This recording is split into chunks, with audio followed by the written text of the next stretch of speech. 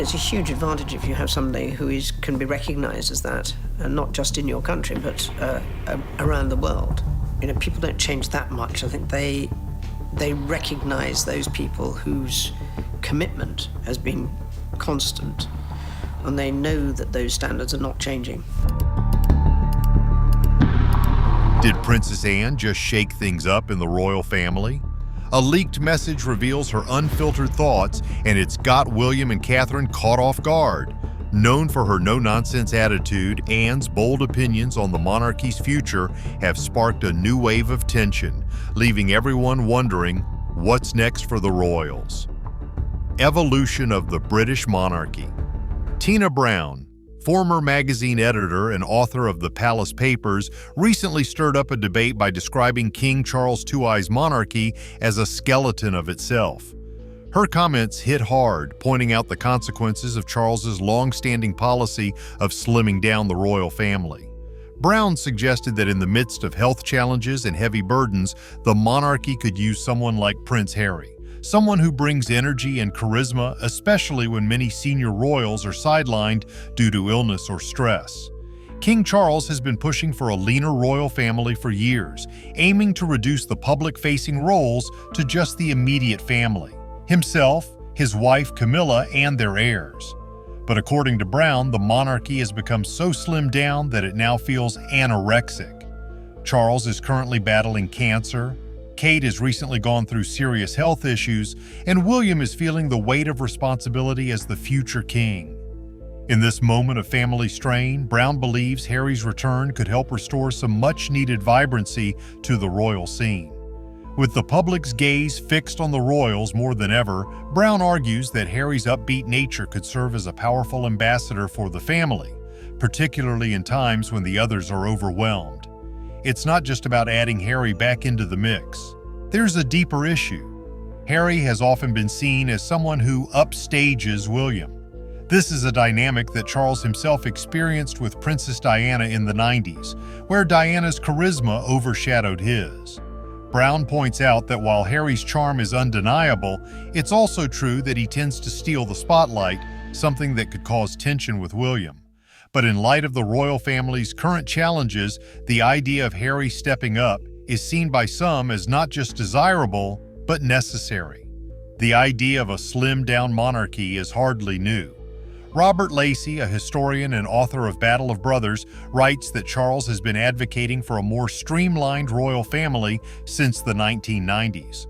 Back then, his vision was radical, reducing the royal family's public presence to just the sovereign, their consort, and their immediate heirs. The goal was to cut down on costs, reduce the size of the royal entourage, and make the monarchy more efficient. It was a plan that seemed forward-thinking in a time when many were questioning the monarchy's place in modern society. Despite this vision, Charles has not drastically restructured Buckingham Palace. Tina Brown points out that while Charles has made some changes, the real overhaul of the royal family's role hasn't come yet. What he is focused on instead is using the monarchy's soft power to serve as a diplomatic force. As king, Charles has embraced his role as diplomat-in-chief, traveling across the UK and meeting with leaders from around the world. His successful state visit to Germany and his meetings with President Zelensky of Ukraine highlight his approach of using the monarchy's global influence to maintain relevance. While there's no question that Charles still believes in a leaner monarchy, his recent actions show he's also committed to positioning the royal family as more diplomatic and modern. He seems to be working on balancing the need for reform with the monarchy's traditional role of service. As for Harry's place in all of this, it remains uncertain. With tensions rising and the future of the monarchy still up in the air, the debate about whether a slimmed-down monarchy can survive or whether someone like Harry is needed continues to shape the conversation about the family's future. While Charles's streamlined vision is gaining momentum, not everyone in the family agrees. Some, like Princess Anne, feel that a smaller, lean monarchy could erode the very foundation of what the royals stand for, a symbol of steadfast service and stability. Her dedication to tradition stands in stark contrast to Charles's modern minimalist approach. Will the monarchy hold firm or fracture? Can tradition survive in a new era? Princess Anne's bold stand, Princess Anne has always been known for her no-nonsense approach to royal life, and her latest comments about the future of the monarchy are no exception. She doesn't think slimming down the royal family is a great idea. In a candid interview with CBC News, the Princess Royal spoke out against reports that her brother King Charles might cut the number of working royals and reduce royal staff. For Anne, a slimmed-down monarchy just doesn't sound right. As one of the hardest-working members of the royal family, Anne has always been the royal you can count on for dedication and service. In 2022, she attended 214 royal engagements, more than her brother Charles, who managed 181. But when asked about the idea of fewer working royals, she was firm. It doesn't sound like a good idea from where I'm standing. While Charles has long expressed a desire to streamline the monarchy, Anne doesn't quite see the appeal. It was said in a day when there were a few more people around, she added, referencing the time when the royal family had more members performing royal duties. She doesn't seem convinced that cutting back on the royal presence would solve any problems, saying, "I'm not quite sure what else we can do." Anne's words come as King Charles settles into his new role.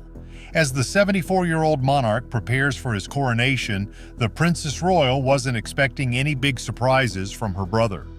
"You know what you're getting because he's been practicing for a bit," Anne joked. She believes Charles will stay true to his style of service, one that's focused on duty and commitment. He is committed to his own level of service, and that will remain true. Meanwhile, the coronation ceremony promises to be historic, with some controversial changes. One of the most talked about features is the introduction of the Homage of the People, where citizens of the UK and overseas realms will be invited to pledge allegiance to Charles. However, this idea didn't sit well with everyone and was quickly criticized as offensive and tone-deaf by some Republican groups. Graham Smith of the Republic campaign called it nonsense and argued that in a democracy, the head of state should be swearing allegiance to the people, not the other way around. Despite the growing debate over the monarchy's future, Anne continues to defend the institution. She sees the monarchy as an essential source of stability, something that's harder to come by in today's world. It provides a degree of long-term stability that is actually quite hard to come by any other way, she explained. Anne believes that the monarchy isn't just about relevance, but about continuity and service to the community. "It's not a conversation I would necessarily have," she added, emphasizing that these discussions are more about the role of the monarch than the family as a whole. As for her brother Charles, Anne doesn't see him shifting his approach anytime soon. Having spent 64 years as the Prince of Wales before ascending the throne, Charles is a monarch with a clear vision. Anne, who will play an important role in the coronation procession as gold stick in waiting, believes Charles is committed to his path and will not waver. "I don't think he'll change," she said, pointing out that he's already been preparing for this role for decades. But while Anne is ready for the next chapter in the monarchy's story, she's also been reflecting on personal moments like her role at her mother's funeral. Last September, she had the solemn duty of guarding Queen Elizabeth II's body on its journey from Balmoral to London, an experience that left a lasting impression on her. "It was such an impressive sight," Anne recalled, describing the poignant scenes of people lining the streets to pay their respects. From tractors parked neatly along the road to ponies and horses dressed in their finest, it was a reminder of how much the late Queen meant to so many. For Anne, who grew up with strong ties to Balmoral, the emotional farewell was especially difficult. "Leaving Balmoral was never easy," she said. "I was just as bad when I was leaving as a child because I didn't like leaving." Balmoral had always been a place of personal significance for the late Queen, and Anne shared the sentiment. "It was an astonishing sight," she said of the crowds that gathered to honor her mother and the deep respect shown by people from all walks of life. Princess Anne's reflections on the monarchy and her family's role reveal a deep commitment to service and tradition. While some might push for change, she's firm in her belief that the royal family's place is secure, provided they continue to serve with dedication, continuity, and respect for the people they represent. As for King Charles, he's not likely to change his approach either. But one thing is certain: Anne's commitment to the monarchy, her family, and her duties will remain unchanged, no matter how the royal landscape shifts. Tensions within the royal family. Princess Anne has stepped into a vital role as King Charles faces growing challenges in his reign. As the royal family deals with a mix of health issues, family drama, and public scrutiny, Anne has emerged as a steady and reliable force. Princess Anne is proving to be the rock Charles needs. Hailed as a central pillar of the royal family, the Princess Royal has earned respect for her dedication and no-nonsense approach to royal life. Commentator Russell Myers recently described Anne as the king's trusted lieutenant, someone whose counsel he relies on heavily. She has been stepping in for her brother whenever health issues or other concerns have kept him from carrying out royal duties. With King Charles facing ongoing health problems, Anne has become his right hand. Whether it's representing the family at events or stepping in for him during critical moments, Anne is always there when needed. Meanwhile, Charles is juggling multiple crises.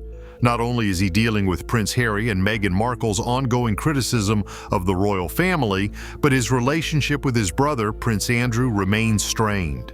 Amid all this, Anne has remained a calm and dependable presence, helping to steady the ship. What makes Anne even more impressive is her ability to stay out of the drama. Unlike some of her family members, Anne doesn't get entangled in the royal infighting or scandals that have plagued the family in recent years. Royal expert Myers points out that despite facing her own struggles, like her divorce in the early 90s, Anne handled it with grace and has kept a low profile.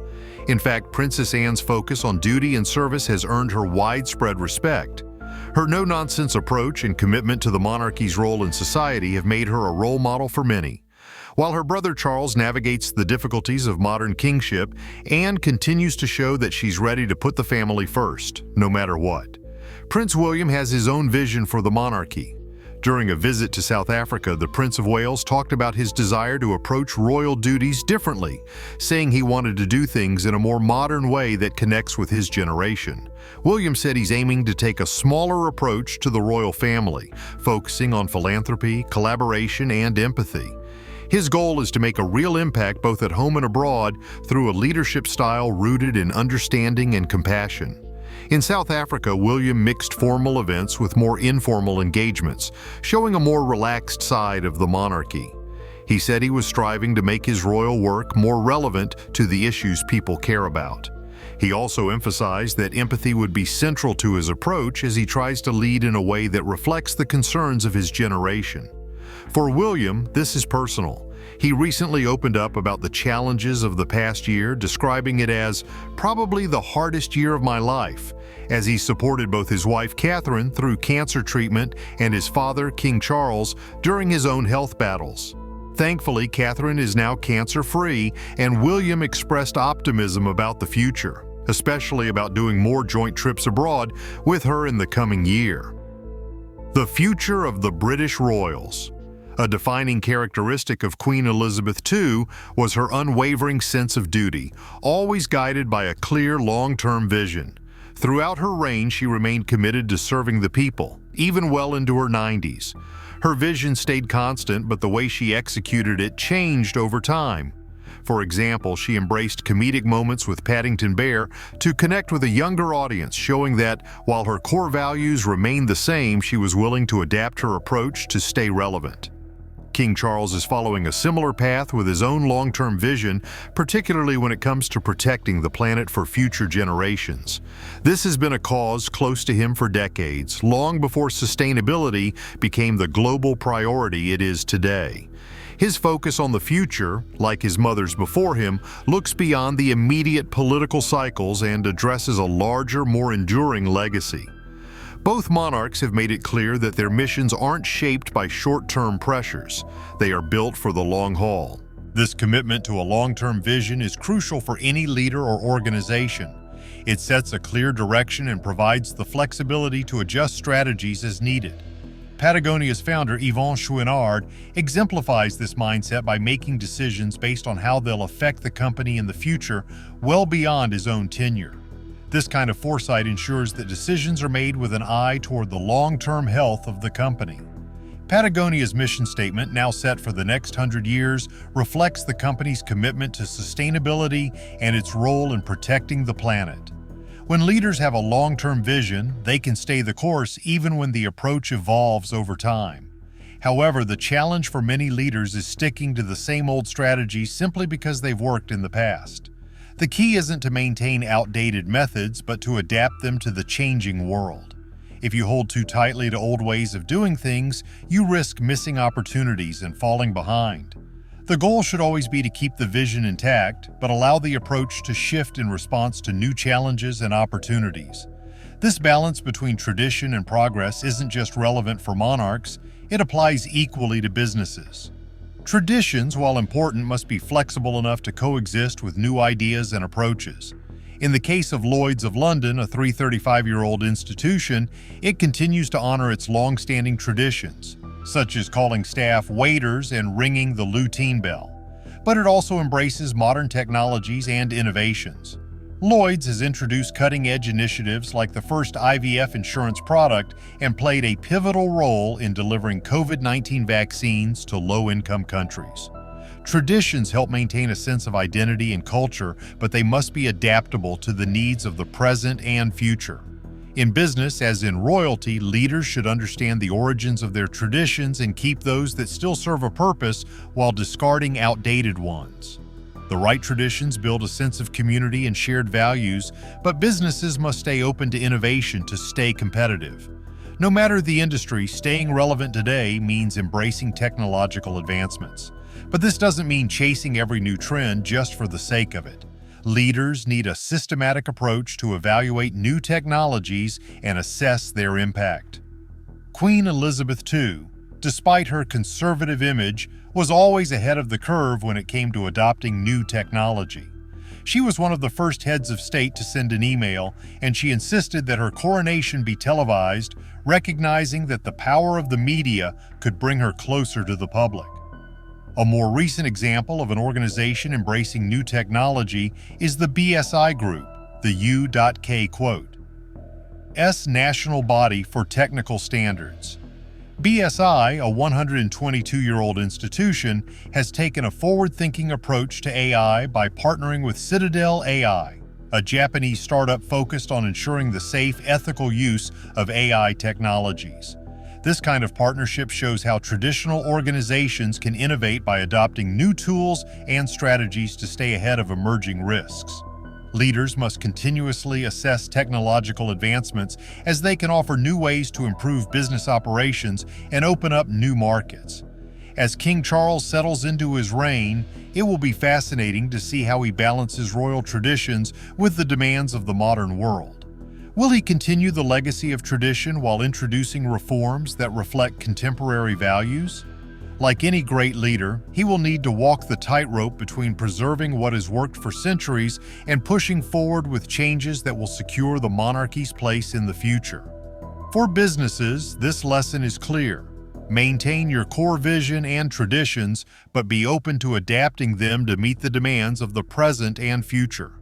Just as the royal family has shown us, staying relevant requires a commitment to long-term goals and a willingness to change how those goals are achieved.